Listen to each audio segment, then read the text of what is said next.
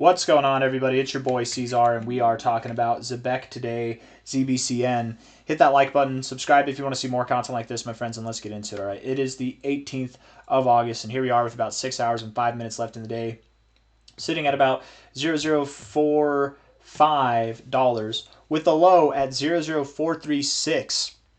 Now, Bitcoin, Ethereum, XRP, all your favorite top coins took a little bit of a bath over the past week, and ZBCN just would not go to the intended target areas that I have laid out. I really did expect that we go down to 0.042 to 0.004, something in that area, and we just haven't gotten there.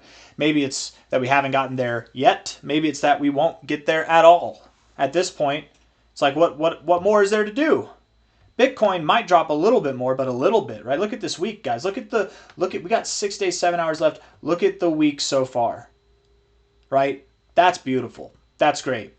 A lot of volatility can happen in the intra-week. Absolutely it can. But, man, what a great start to the week. I know that dumping, saying that that's a great start to the week is a little bit odd to hear, but I mean it. I really mean it. Dumping like this is the perfect start to the week because now you have this big wick, a bullish reversal can ensue, and we're only at the beginning of this week, you guys. What's ZBCN going to do? Is it going to dump in the midst of this overall crypto fantastic bullish reversal this week? I doubt it. I doubt it. I doubt that we're going to go lower. So let's look at the short-term stuff and see. We very well might have a low.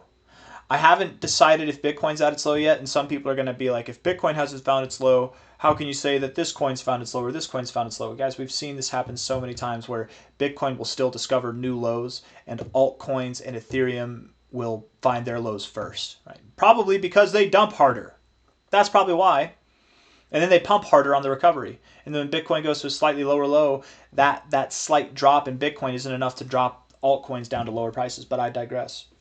Let's look at the short-term stuff, okay? Short-term stuff here on the 1 hour time frame. We can even look at this with some volume on it, maybe.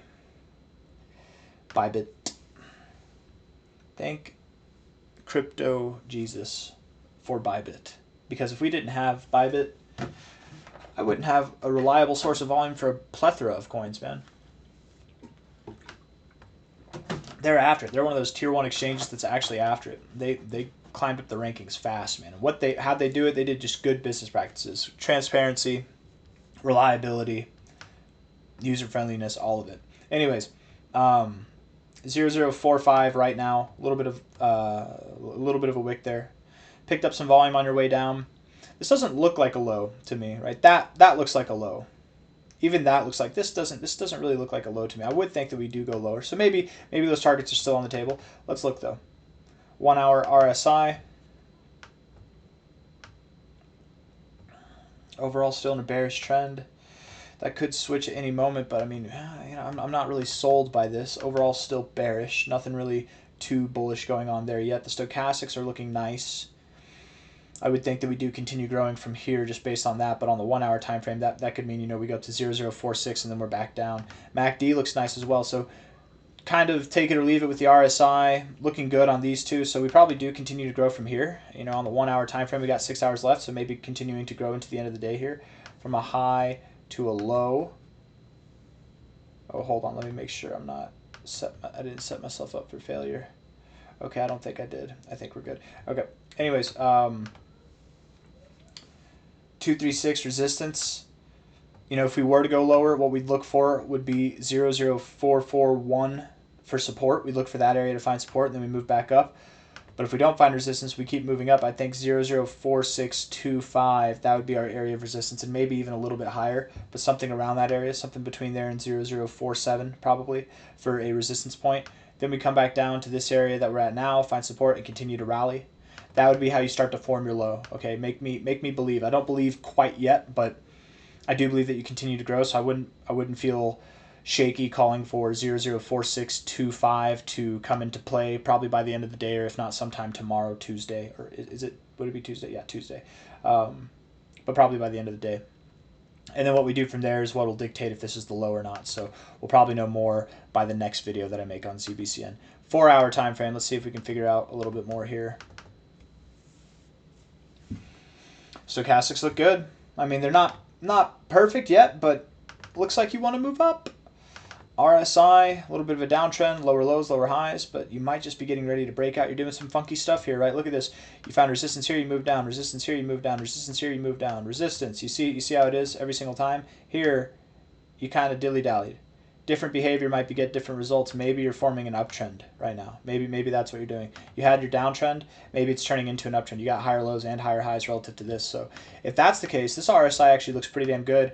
I mean, overall, right now, it actually does look kind of bearish. Overall, very bullish, but just right in this little section here, kind of bearish. But you have the setup to start looking bullish. You even have some form of like double bullish divergence there, I would say. Stochastics look good. MACD, no bullish divergence on the histograms, but bullish divergence on the oscillators nonetheless, so that's nice. Double bullish divergence at that.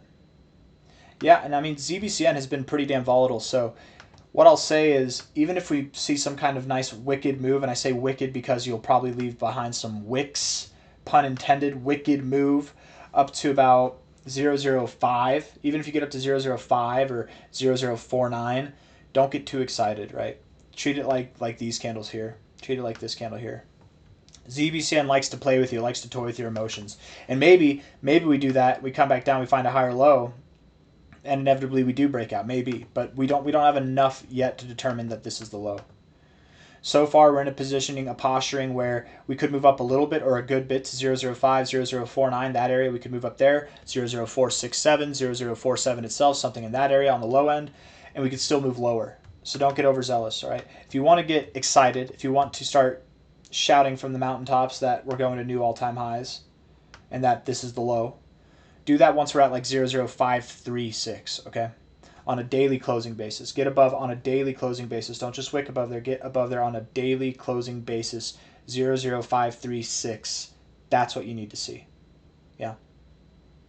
And even then, it's still shaky, but at that point, I'd start to believe that this is the low. Okay, so it's going to take a little bit of work. Looking at this from a low to a high, and you're very close to your 1272. It's just not normal what you're doing here. So with this, I'm going to make this prediction, okay? You're either going to move up to this area and then come down to this area, or you're going to move up to this area and then come down to this area. One of the two. I think you see some momentary volatility where you go up and then come back down, okay?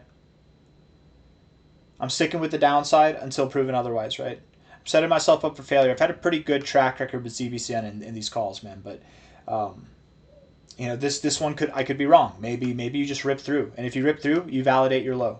But I'm not sold. What I am convinced on is that we do continue to move up from here. I don't think that you make this move down immediately. However, if I'm wrong on that, cool, do that. It's less work. It's a lot less work than doing this and then coming all the way back. Look at how big that drop is, right? Wouldn't you just rather it be right here, get it done with, rip it off like a Band-Aid, and then you're ready to run, right? If you get down to 0.0427 to 0.041 or 0.004, that's good enough in my opinion. You found your low. Good job. Now it's time to start thinking upside.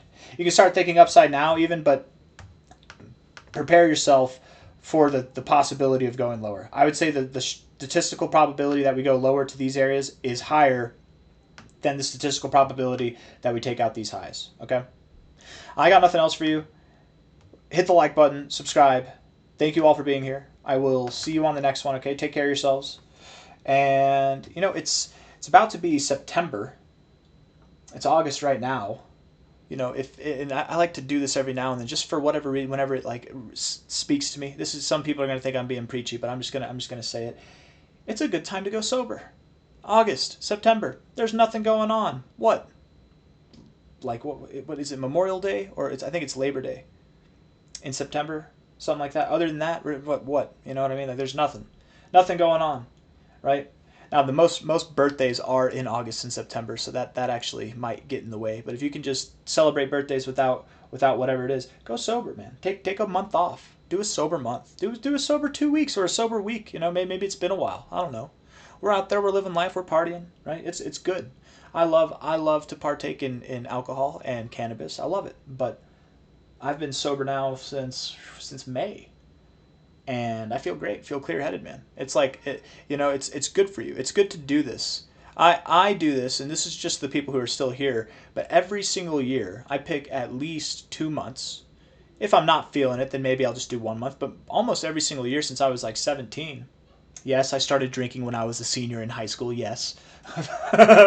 Yeah, I'm from Colorado. I smoked too. Ever since I was 17, I've picked 1 month at least, if not 2 months a year. It only developed into 2 months a year as I got older, and oftentimes it's actually more than 2 months a year. But I pick February because it's the shortest month. Hey, you know what I mean? Hey. And I normally do go a full 30, 31 days, but February is the shortest month. If I'm feeling the itch, I wanna party with my friends or something, or I wanna celebrate or do something. It's a good month to kind of work that in there, say that you did a whole month, even if it's a leap year. And then August and September.